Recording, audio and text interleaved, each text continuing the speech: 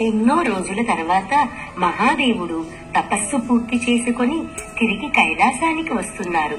ఈ రోజు నేను ఎంతో సంతోషంగా ఉన్నాను.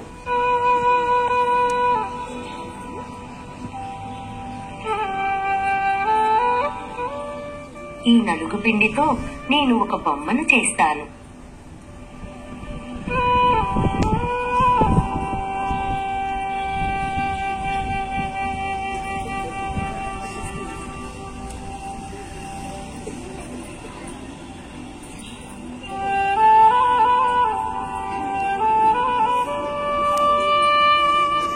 అరే, ఈ బాలుడు భలే ఉన్నాడే. ఇతనికి ప్రాణం పోసి నా పుత్రుణ్ణి చేసుకుంటాను.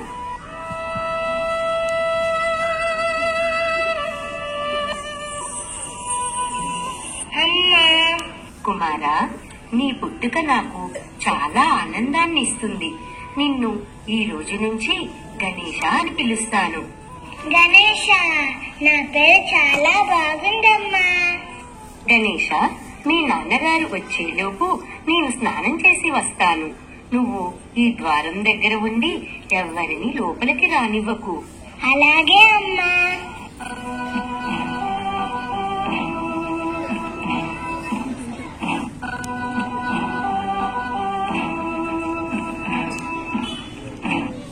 ఆగండి, లోపలకు వెళ్ళకండి.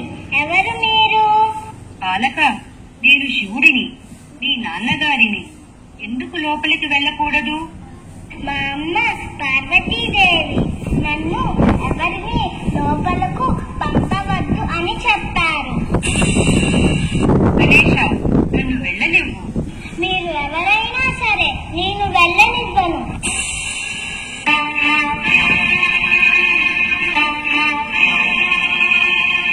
ఇంత అహంకారం మంచిది కాదు కుమారా.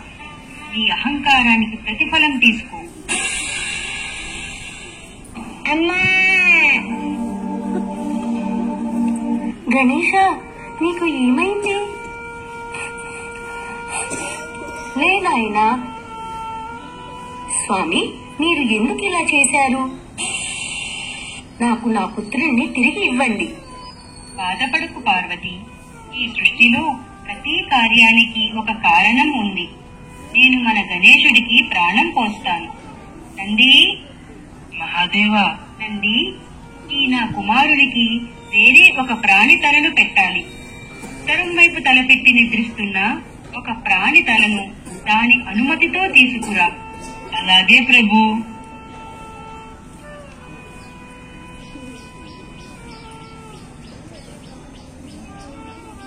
ప్రభు, ఈ గజేంద్రుడు తన తలను ఎంతో సంతోషంగా ఇచ్చాడు.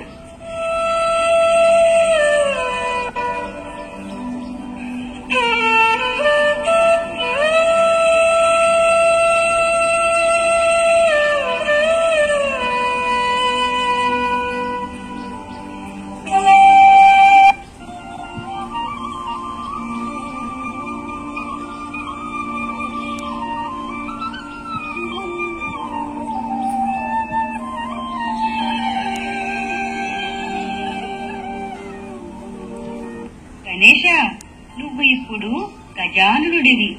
ఇలా రా నాయనా. నన్ను క్షమించండి నాన్నగారు. నేను మీ గురించి తెలుసుకోలేకపోయాను. అమ్మా, నాన్న, ఈ రోజు నుంచి మీరే నా దైవాలు.